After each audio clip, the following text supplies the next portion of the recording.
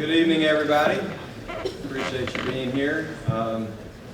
As was anticipated, we had a lot of people out helping the Kellys with the camp, so we're glad that you're able to come be with us this evening and going forward. Particularly one person, Randy, who's one of our teachers, who we hoped that he would be back, and he chose to. So that's a good sign for Paul and I. We appreciate that very much. I'm going to give a quick shout out to Heidi, because if you were here Sunday and you saw my 1989 type PowerPoint slide presentation that didn't show up well, Heidi's like, we got to do something about that. So I'm techie now. I tell you, she put the pizzazz in it, so I just hope I can operate it and make it worthwhile. So because we knew that there were going to be several people coming into this class and missing yesterday, I want to take just 2 or 3 minutes and do a quick repeat of our main points that we talked about Sunday morning. Of course, when we talk about building godly marriages, there has got to be a cornerstone that we're building on. And we kind of tried to address of how we get there. First and foremost, we started out emphasizing the fact that, you know, there are godly reasons that people get married. And we talked about several of those. But just because you get married for a godly reason, it does not mean that you're going to have a happy marriage. Bang, correct. We talked about, you know, one of the primary reasons for that causes problems in marriages is that personal expectations that we set. We think that our spouse is going to be just the way 20 years from now that they were, you know, 2 years ago when we fell in love with them as soon as we saw them, despite all the things that happen in life. Our personal expectations lead to premeditated resentments.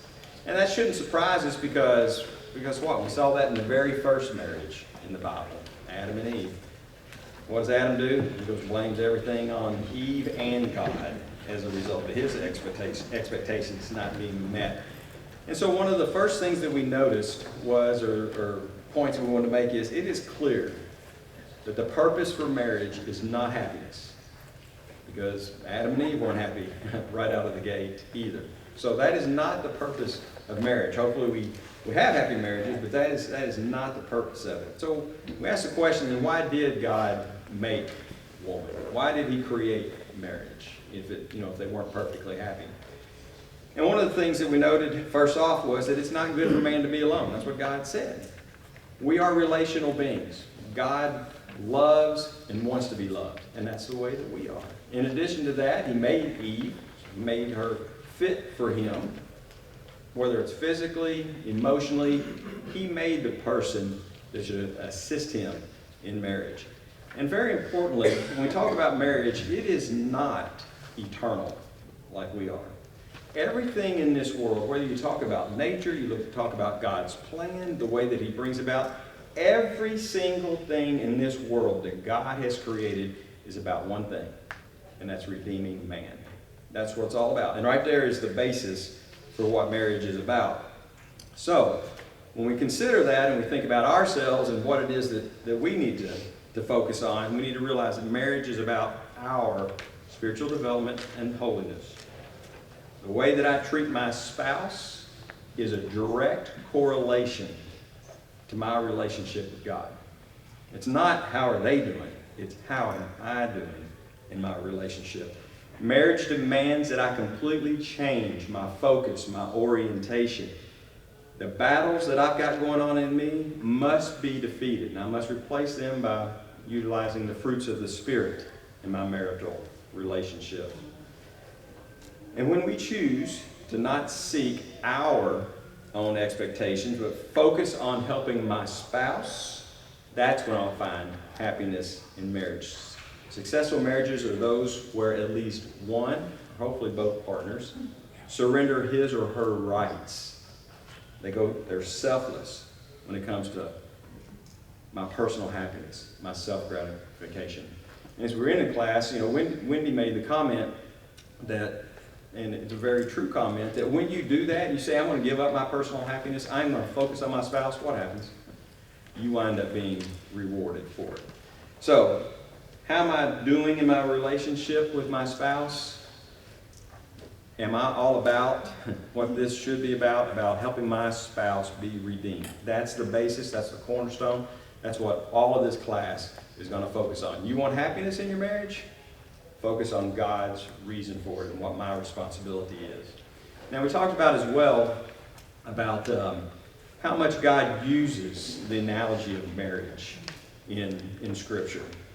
And because he uses it so much, we want to make sure that we focus on the way that he uses that analogy to make sure we are picking everything out. And what we want to do tonight is talk about the Jewish marriage process, because there is so much to pull from it.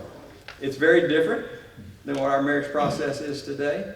If I asked you, think of a passage that there's something a little different about a marriage process back then, possibly the story of Jacob and Rachel and Leah might come to your mind. So Jacob served 7 years for Rachel, and they seemed to him but a few days because of the love that he had for her. Now the ladies look at that and they say, oh, how romantic. It just seemed like a few days. The guys look at that and go, you got to be kidding me. He worked 7 years? What's up with that? Of course, we know actually at Talon, 14 years. That's very different. Why is he having to do something like that? Well, that's part of the process of paying a value, and we're going to talk about that further. Probably one of the stories that best lays out the Jewish wedding process is the story of when Abraham has a wife chosen for his son Isaac. And we won't take time to read it. If I can just, real quick tell you that Abraham gathers his top servant, the one that's in charge of everything, and says, go back to my homeland. I don't want a wife for Isaac from here. You go back, you find her. He takes 10 camels loaded with gold, silver, clothing, just everything that you can think of. Goes back, identifies who it is that is going to be the chosen one, which is Rebecca. Gives her a nose ring.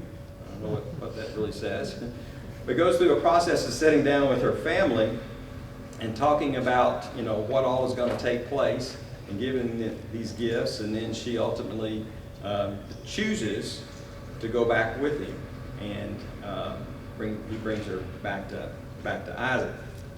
Now, in that process, there's something called and I'm going to butcher every one of these Hebrew, Jewish words, whatever, so I apologize in advance for that.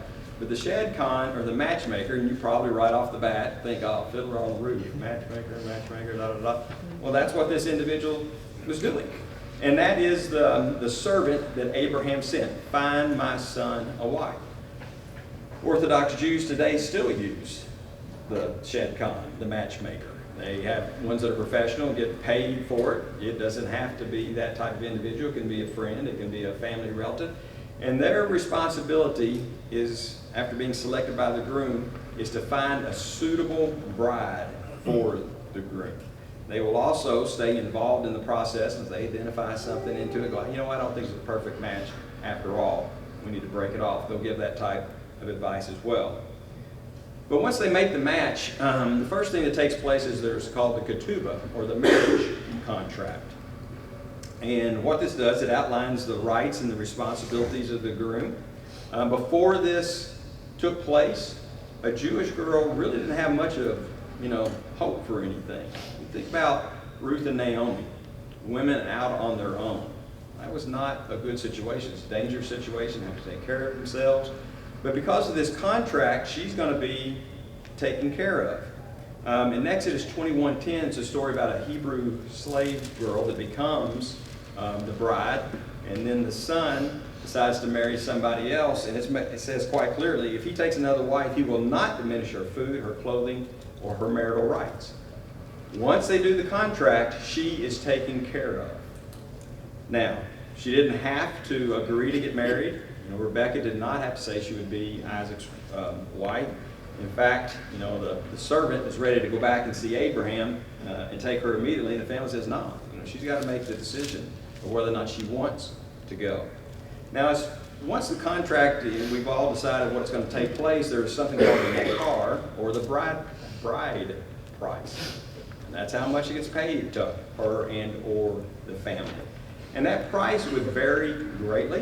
It depends on who it is. Somebody like Abraham sending 10 camels loaded down. It's not that way, all the time. It also depends on just how bad they wanted the bride.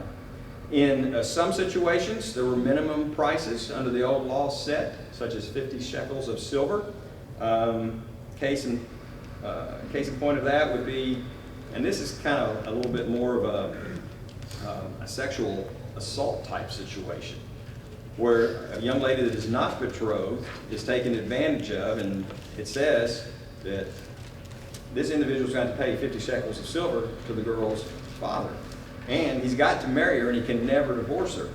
In the event that it's more of not so much an assault, but the two just kind of get caught, she doesn't have to marry the guy, but he still has to pay the 50 shekels of silver. Now, in both of those cases, that's for somebody not betrothed, and we're moving towards the betrothal process. If that happens, and this is a young lady who's betrothed, he gets killed. So the betrothal was a very serious situation. Now, as far as this bride price, there are several examples that we have in Scripture of the payment of it. We talked about Abraham and all the camels that he had loaded down with all the gold and silver. We talked earlier about Jacob agreeing to work 7 years for Rachel, although he had already worked 7 years for Leah. Is there a situation that you can think of that has a bride price in the Old Testament that is a little different? Probably the only time it's ever been given as a bride price.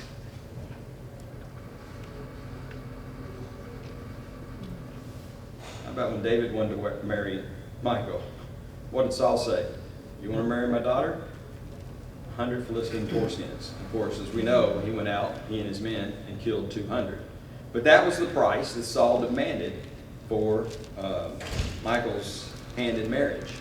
Now, once the price had been set, the groom and the bride would sit down, and they would the groom would offer a glass of wine.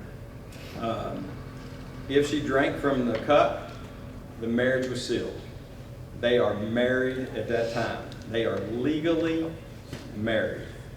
A lot of times when we think about the betrothal process, we kind of have in our mind that, well, it's kind of like they're, like some of our engaged people, No, they were legally married. She would take his name. They would call her his wife. And that is the first stage of marriage, which is called the kedushin, or the betrothal. Now, the betrothal itself is a time of preparation and anticipation. Much like when you wind up being engaged, a young lady's all excited and she's planning everything. Well, she's excited in this situation as well, but there are some other things that she would do. She would wind up going through a period of purification, different perfume baths, different treatments, etc. That's what Esther did in Esther 2 and verse 12 before she went into Xerxes the king. It's an example of her kind of going through that process. In addition to that, at this time she would put a veil on to cover herself. She would wear that during the whole time to show that she was pledged to be married. And this helped preserve her and enabled her to be safe. If a beautiful young lady walking down the street during this period of time may be susceptible to some of the things we read about a few minutes ago. It helps if she's covered up. Plus lets people know that she's off limits, and also helps her from getting into a situation. So it helps preserve her or protect her. There is a situation where right before she gets married, we kind of call it the Jacob rule. It's actually called the Betrothal, where the groom has the opportunity to kind of look under and peek and make sure that is who I'm getting. So after Jacob kind of got in trouble with that, that was kind of introduced, I believe. But an example of the veil, when Abraham's servant is bringing Rebekah back to Isaac, and they get almost there, kind of pick up in the middle of that first paragraph there. Rebekah also looked up and saw Isaac, and she got down from her camel and asked the servant, "Who is the man in the field coming to meet us?" And the servant said, "He is my master." "He is my master," the servant answered. And so she took her veil and covered herself. So once she enters the betrothal situation and she is going to see her start being with her future groom, she covers herself with a veil. Now, in addition, in the betrothal process, the father plays a significant role. And again, as we go through all of these things, we're going to come back and we're going to talk about the spiritual application to us in these. And there'll start being some of these verses that I think there'll be some light bulbs start going off with you.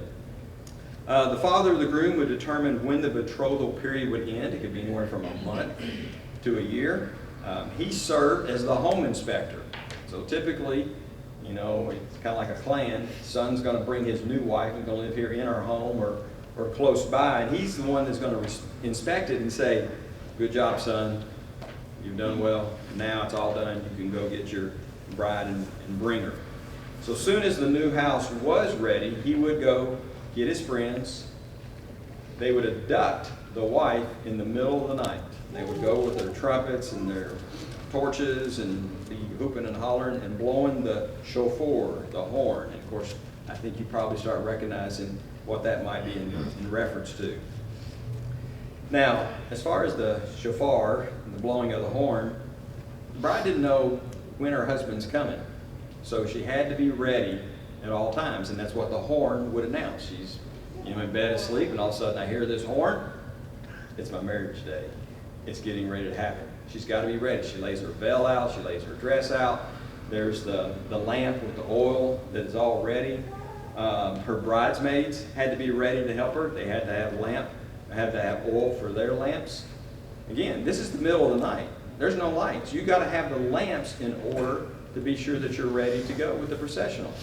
You can't go out and get oil at midnight. Market vendors at home sleeping. So you better have your oil ready.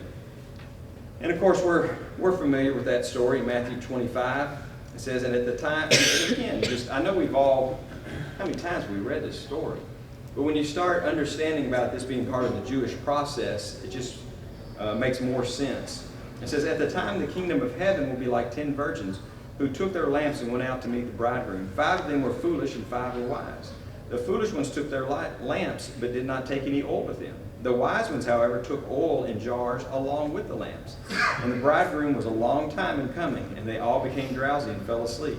At midnight, the cry rang out, "Here's the bridegroom. Come out to meet him." And all the virgins woke up, trimmed their lamps. The foolish one said to the wise, "Give us some oil for our lamps. Our lamps are going out."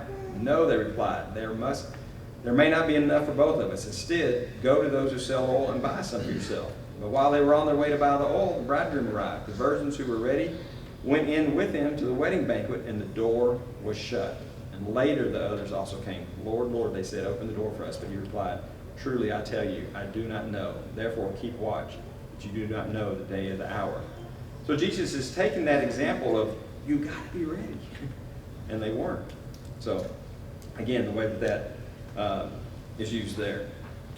Now, once the bride is taken from her house and is taken towards the wedding, one behind there, taken to the wedding ceremony, I think you might be able to see it in one of the later ones, but man, Heidi even found pictures with the little Jewish guys with the little hat on.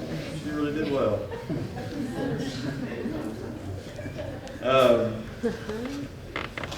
Sorry, Heidi. So anyway, the wedding ceremony, this is the place and time where they would make their vows together. And they would get underneath a canopy that's called the chuppah, and that was a sheet that was stretched out over 4 poles. And that symbolized the couple's new home that they would be going to. And so then, once they'd gone through that ceremony period, they would actually then go into that tent there for a few minutes to be alone. Before this time, that had been forbidden. She and her husband could not go in there, could not be alone unless there was, they had to have somebody there supervising with them. And then what's also is very interesting is that festival, that celebration, would take place for 7 days.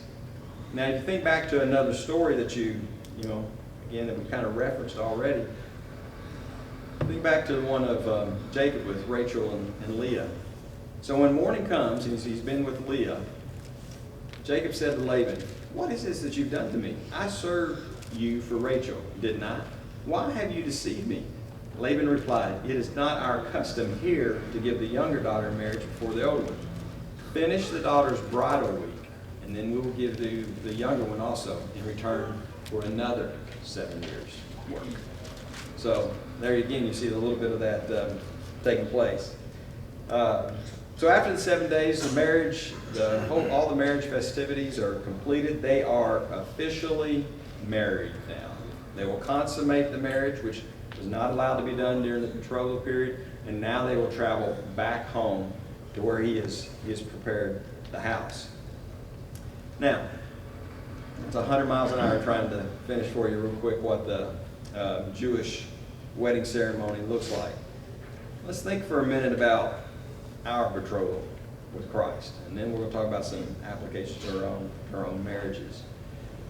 First of all, appreciate the Bible, the story of the Bible for what it is. It is a love story.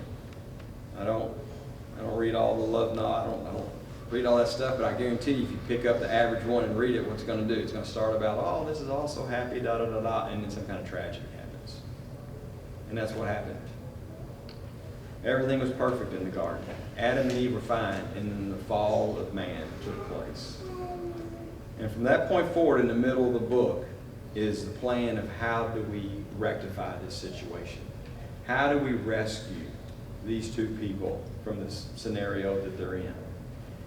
And it takes place because ultimately in Revelation 21, verses 1 and 2 says, "Then I saw a new heaven and a new earth, for the first heaven and the first earth had passed away, and the sea was no more. And I saw the holy city, the new Jerusalem, coming down out of heaven from God, prepared as a bride adorned for her husband." First marriage, the last marriage, back to perfection. And so that's what the story of the Bible is. It is a beautiful love story about God taking care of us. But as far as our betrothal, one of the things that we need to realize, we always say that we're married to Christ, that He is our husband. And that's a true statement, but it's not finalized yet. We are not in the final stage of that glorious story. We are still the bride, as it talks about in Ephesians 5, but we're betrothed. Just like the young lady as a betrothed bride would enjoy many of the aspects of marriage, wearing the name, being called the person's, their husband's spouse. That's the way we are. We are in that betrothal period. Listen to what Paul says in 2 Corinthians 11. "For I feel a divine jealousy for you, since I betroth you to one husband, to present you as a pure virgin to Christ." So there Paul references as a betrothal. Now the second thing we talked about was, in this betrothal process, was the ketubah, or the marriage contract, and we certainly have that as well. First of all, you go back to the first marriage. Didn't God have a marriage contract with Adam and Eve? It was laid out very specifically what it was that they were to do. This is the way that you will act within the garden. Here's your responsibilities. So the contract was in place. When you think about the children of Israel, what was their marriage contract? The 5 books of Moses, the Pentateuch, outline that contract that God had with His bride, the children of Israel. Very specific about it. And as we mentioned Sunday, when they didn't obey, when they didn't follow the contract, then it refers to them as an adulterous wife, or that they played the harlot. Jesus Himself had a marriage contract that He fulfilled.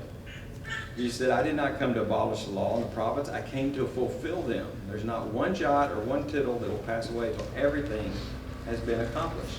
He fulfilled that marriage contract of getting that bride to the finish line, if you will. Another thing that was kind of interesting that happened during this period is that they would have 2 or 3 witnesses that would sign the ketubah contract. They're no different back then than we are here today. They wanted to make sure that somebody didn't pull a fast one, so they had to have their witnesses. Well, did Jesus have His witnesses as far as what He was proclaiming, as far as what He was going to do? Absolutely. John 5, 31 through 39 says, "If I testify about myself, my testimony is not true." He didn't rely on just people listening to Himself. He said, "There is another who testifies in my favor, and I know that his testimony about me is true. You have sent to John, and he testified. You have sent to John, and he has testified to the truth." Not that I accept human testimony, but I mention it that you may be saved. John was a lamp that burned and gave light, and you chose for a time to enjoy his light. I have testimony weightier than that of John. For the works of the Father have given me to finish. The very works that I am doing testify that the Father has sent me, and the Father who sent me has himself testified concerning me. You have never heard his voice, nor seen his form, nor does his word dwell in you, for you do not believe the one he sent. You study the Scriptures diligently, because you think that in them you have eternal life. And these are the very Scriptures that testify about me. In addition to that, we know that the Spirit testified on Christ's behalf. So just like under Jewish custom, they had witnesses, Jesus himself had his witnesses. Now, as far as the bride price, which is, literally it is the acquisition of the bride. I don't want to say the, word buy, but you're paying, you're acknowledging something, and in return, you are getting value for that. That's been the same way from the very beginning. How about Adam? Did Adam pay? He didn't pull out an American Express. What did he pay? Yeah, exactly. He was put to sleep, and he gave a rib. He gives legitimate. When he says when it says bone of my bone, flesh of my flesh, and rib of my rib, he gave something in order to obtain Eve.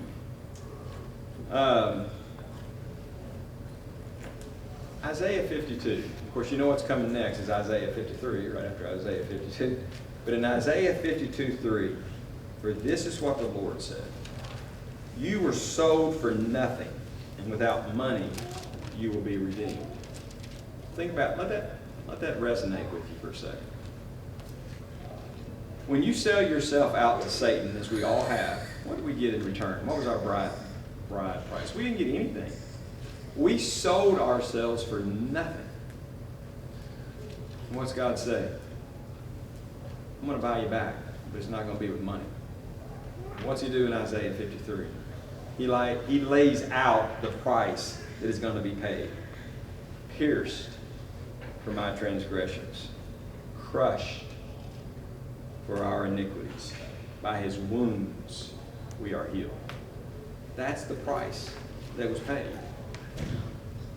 And I told, I said this to Lawrence, I said, okay, man, you got to develop on this for one of the Lord's Supper talks. You talking about something I had not thought of before. You think about Jesus when he said, he took the cup and he gave it and said, drink all of it, all of you. This is the blood of my covenant, which is poured out for the forgiveness of sins. I won't drink of it. I won't drink it with you until you're in my Father's kingdom. Go back to the Last Supper when they're breaking of the Passover. What is the bride price that Jesus paid for his bride? Himself, his blood, his body. Those emblems right there. And who did the mohar or the bride price get given to? The bride. Who's Jesus' bride? The disciples right there. Jesus took that bride price and handed it to his disciples and said, drink of it. Remember, the cup of acceptance is what said, it's a done deal. We're betrothed. When we put on Christ in baptism, we are accepting him. And every day, every Sunday, when we partake of the Lord's Supper, we're pronouncing that same commitment. That same cup that he said, here's my bride price. Again, the imagery that God and Christ put in all of this, to me, is incredible. You think about, what did we say when the ketubah, the contract was established? That the bride no longer had to worry about anything. Her needs were taken care of. Didn't he do that for us? Hasn't he taken care of our needs? What does he say about worry? All of a sudden when he says, you don't have any reason to worry about anything. Look how God takes care of the birds of the air and the lilies of the field. That's what he's saying. You're my bride. I have taken care of everything for you. You don't have to worry about it anymore.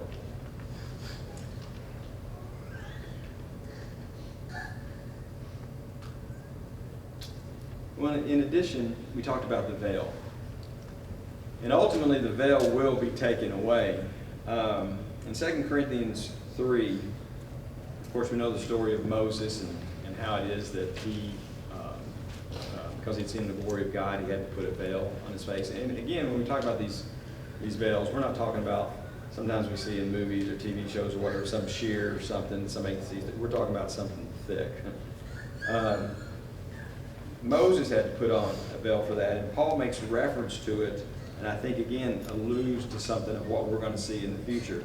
He says, we're not like Moses, who would put a veil over his face to prevent the Israelites from seeing the end of what was passing away.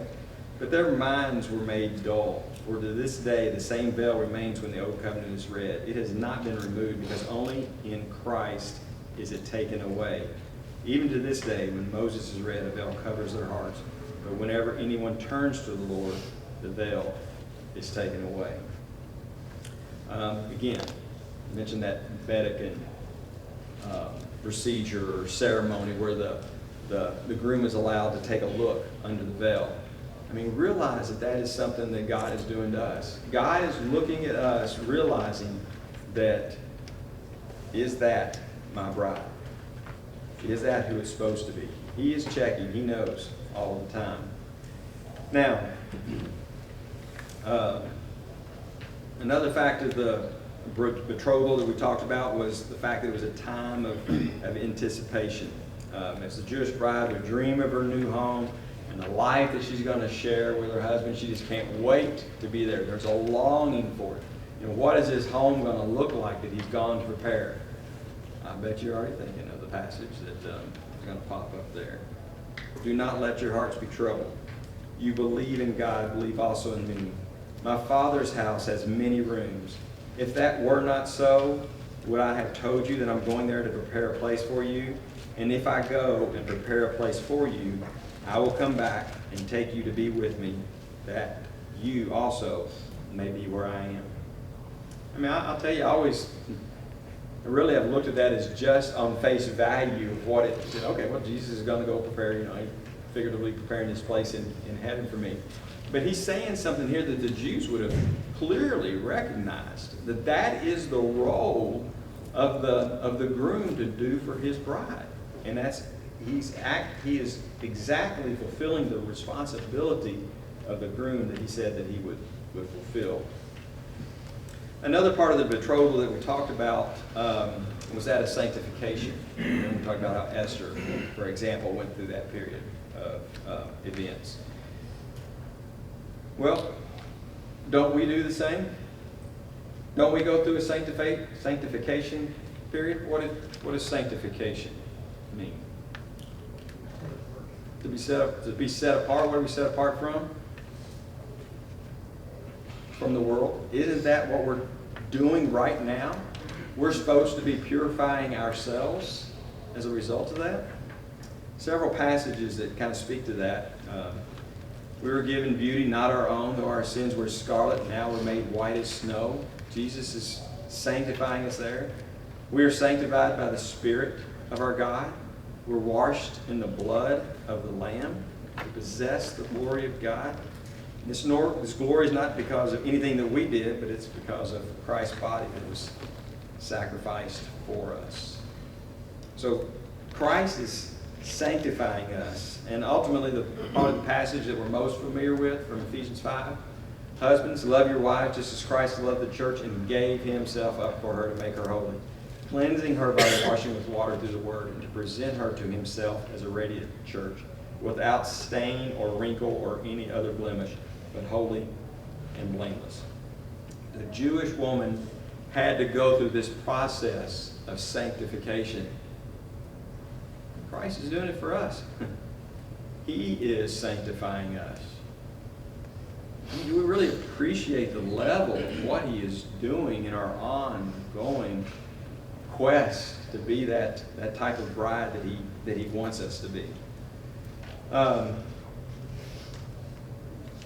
we have obviously a responsibility to keep ourselves pure. And I think that's alluded to in Revelations 19, 6 through 8, and how excited we're going to be about it, particularly down here in the bottom paragraph where it says, "Hallelujah, for our Lord God Almighty reigns. Let us rejoice and be glad and give him glory, for the wedding of the Lamb has come, and his bride has made herself ready.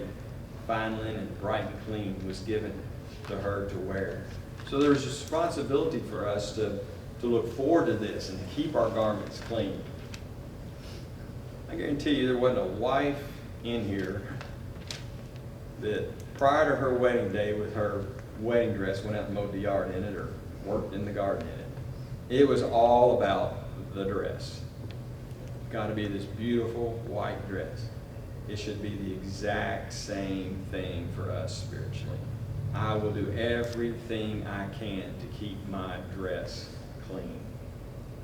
Luckily, the groom has the ability to clean it for me when I fall short, as I often do.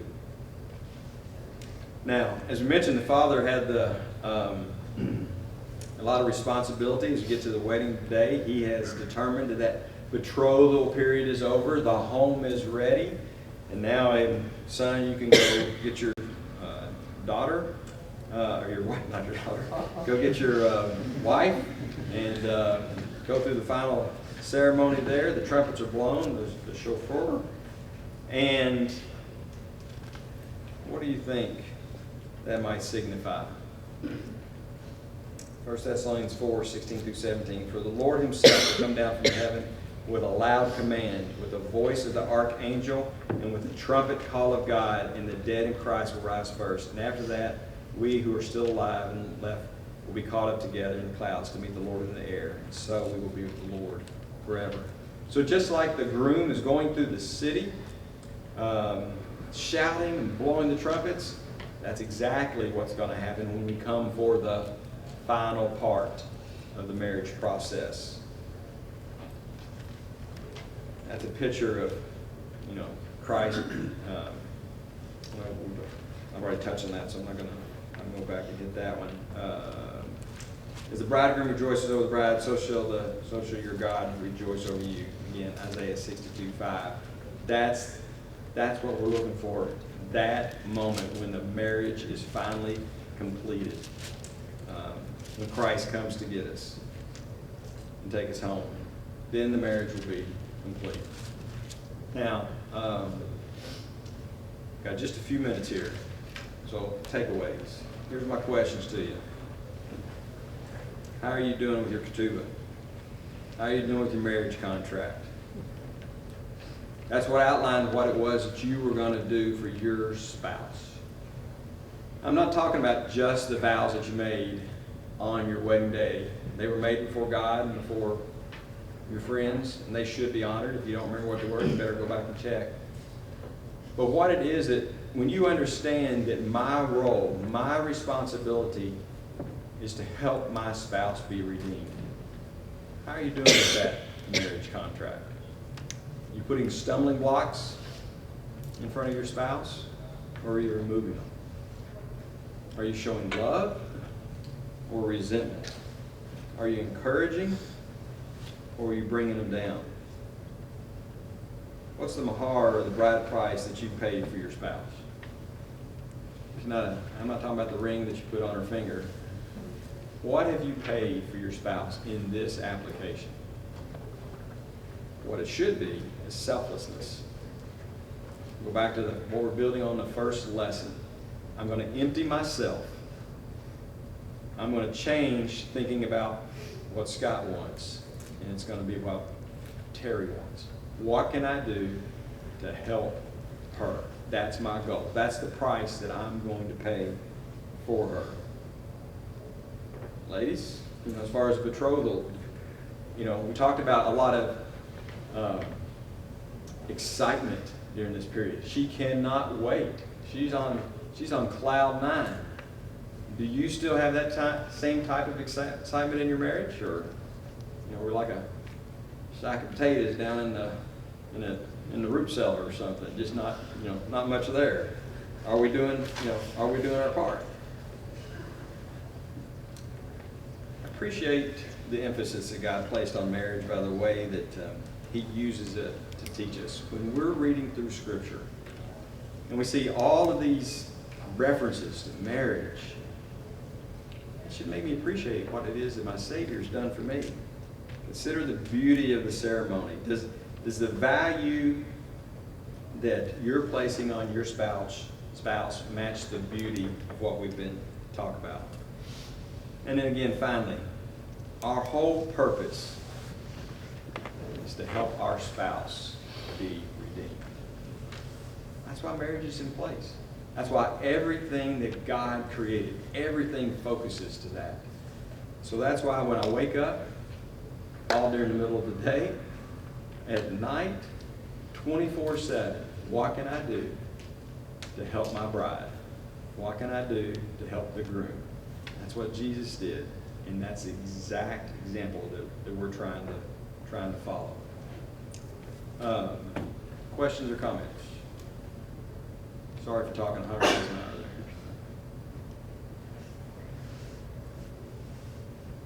Wow. All right. Paul's got some stuff he wants to, you got a minute or two, so he wants to say a few things about Sunday morning. God got you all married. On Sunday morning, we're going to talk about the responsibility of wives. On Wednesday night, we're going to talk about the responsibility of husbands. It probably should be reversed, but that's how we're going to do it. In the chair over by that door and in the chair in which I'm sitting are 1 pages about topics we're going to talk about and the passages that some of the passages go with them.